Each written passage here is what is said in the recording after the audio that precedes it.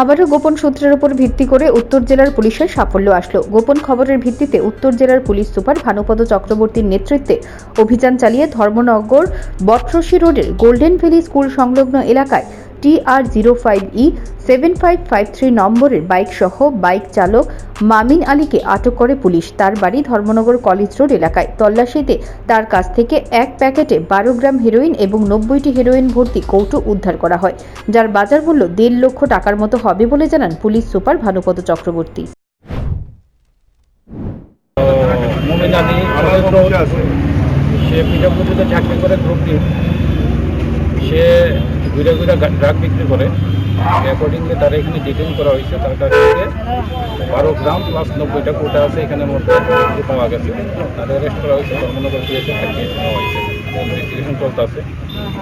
মালগুলো কোথা থেকে নিয়ে এসে কোথায় যাবে এগুলি তদন্ত ব্যাপার, তবে সে সেলার। তার বিরুদ্ধে NDPS ধারায় মামলা হাতে নিয়ে তদন্ত চালাচ্ছে ধর্মনগর থানার police. Bureau report, news prime Tripura.